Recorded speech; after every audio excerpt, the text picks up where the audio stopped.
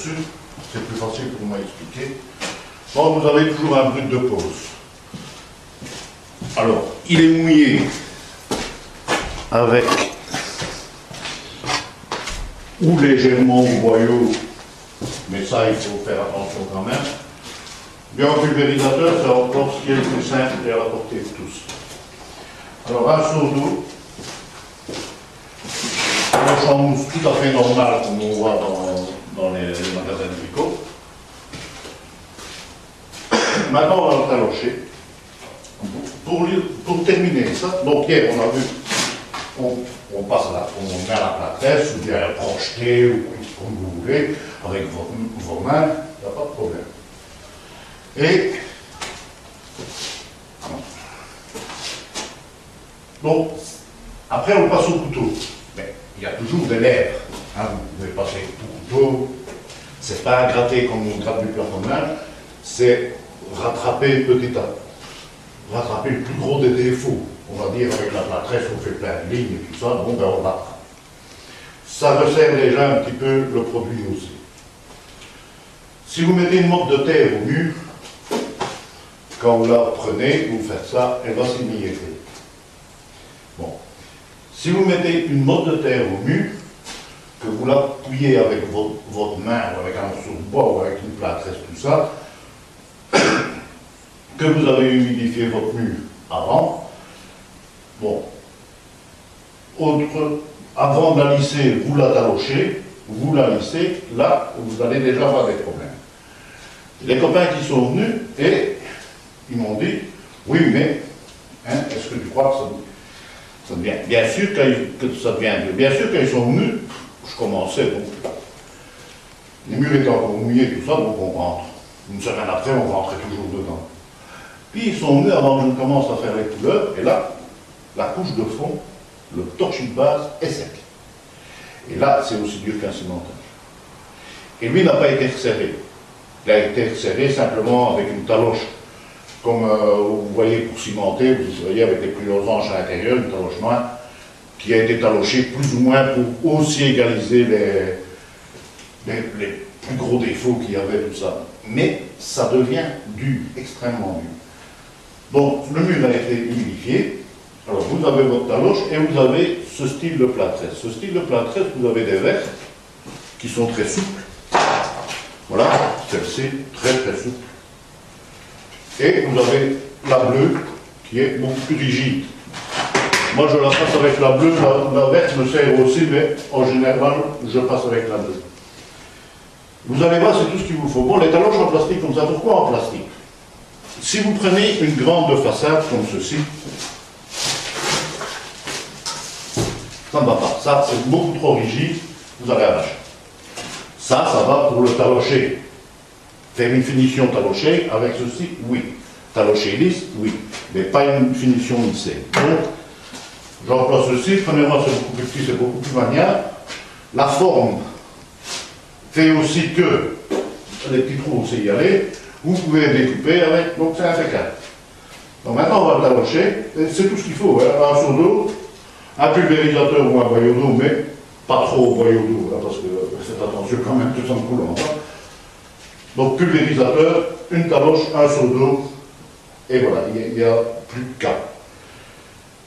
Je vais vous dire, ne faites pas, moi ici je fais 1 mètre carré.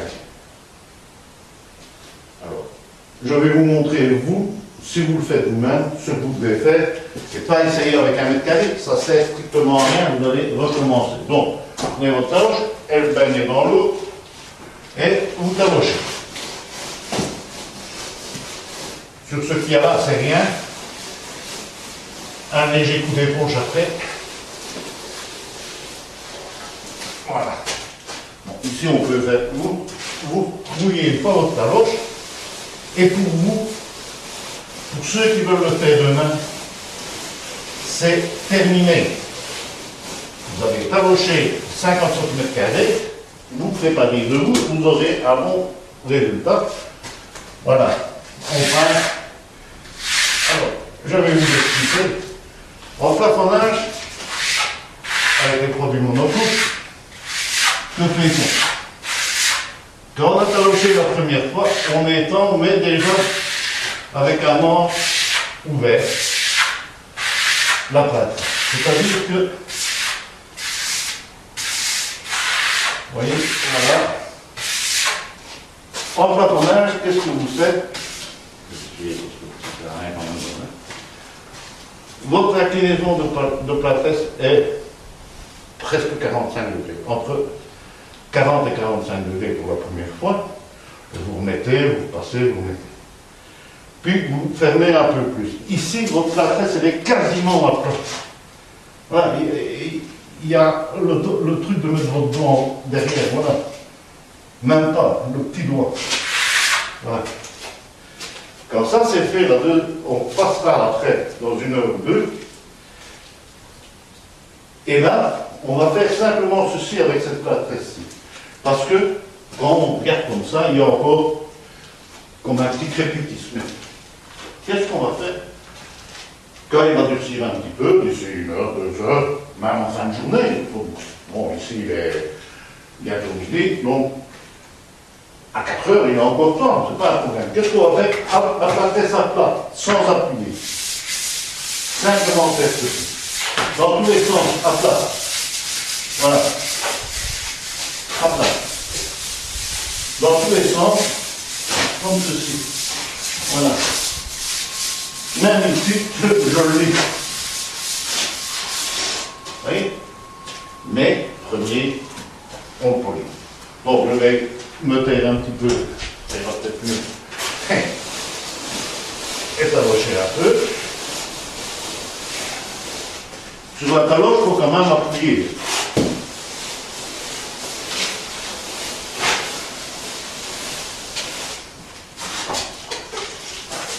Voilà, vous mouillez.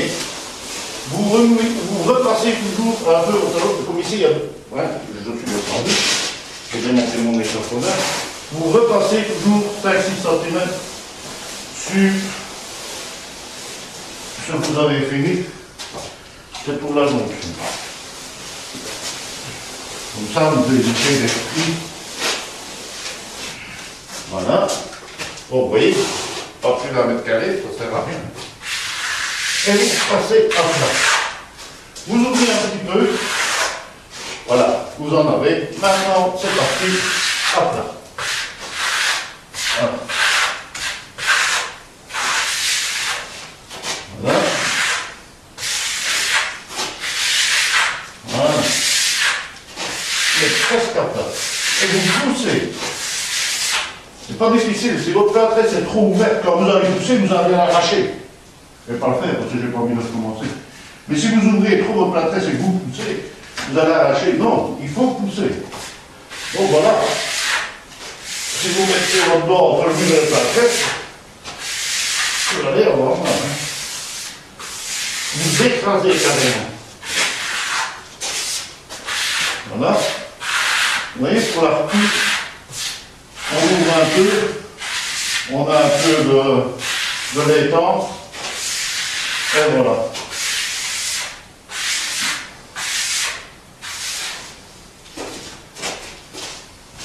On vérifie un petit peu. Voilà. Voilà.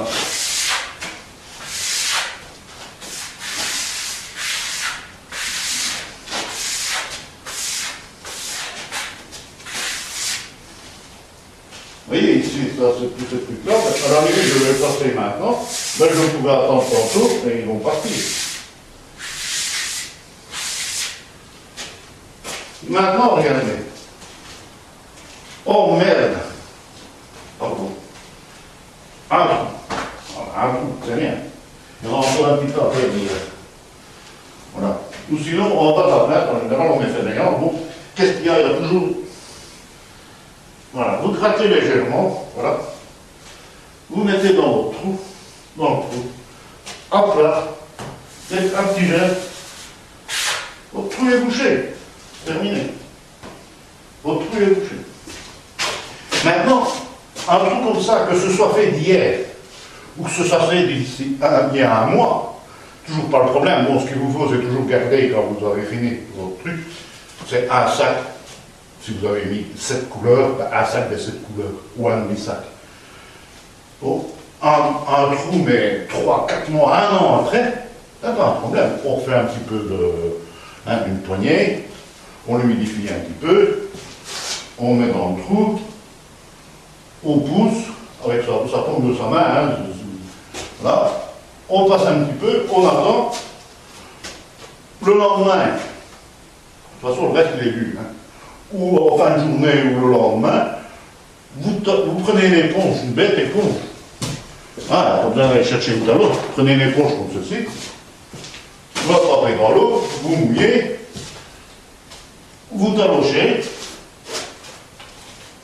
vous passez, c'est terminé. Alors jamais personne ne va voir quoi que ce soit. Il n'y aura pas de différence de teinte, vu que c'est le produit que vous avez mis, le même mélange, on va dire. Et voilà, c'est terminé. Parce que, bon, ici, je fais du lisse. Bon, c'est très bien. Admettons que dans 2 ans, le propriétaire en a marre de lisse. Et il voudrait un petit grain. Rien de plus facile. On mouille, là, au vaporisateur. Pas au voyou. Vous, surtout pas. Vous passez, vous humidifiez avec votre pulvérisateur, vous mouillez votre éponge. Dans une main, vous avez votre pulvérisateur. Dans l'autre main, vous avez votre éponge. Vous pulvérisez. Et voilà. Et vous avez un grain. Voilà. Ici, je prends une taloche comme ceci parce que ça, c'est bon pour solide. Hein. Il n'y a pas de souci avec ça. Là, je viens de passer là-bas avec mon éponge. Voilà. Je polis. Je prends la taloche là-bas, c'est pour les grosses aspérités, enfin ce qui reste comme aspérité comme défaut. Voilà, je crois que je vous ai assez bien expliqué. C'est toujours difficile. Parce que les seules fois où je me suis adressé à des gens, j'aime mieux avoir sur place. C'est beaucoup plus facile de montrer aux gens, voilà, vous êtes ici, ok, là, vous voyez directement, vous poignez dans la taloche et vous essayez, c'est pas un problème. C'est difficile. J'aurais remplacé un professeur au Sénat qui m'a vu à un certain moment.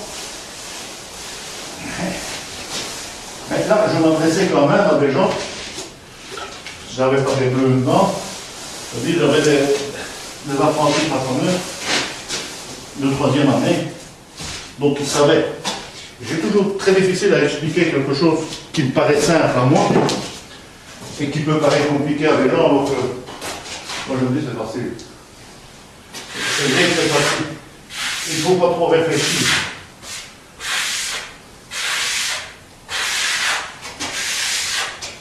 Voilà. Vous voyez? Toujours la place bien fermée, appuyée. Voilà. Bon, là, vous voyez, un peu trop de poids à mon goût. La petite, ça ne va pas. J'ouvre légèrement. J'ai un peu de détente. Je repasse dans l'autre sens un petit peu. Oh, j'ai fait un trou. Mon Dieu. Voilà. Et bien, voilà.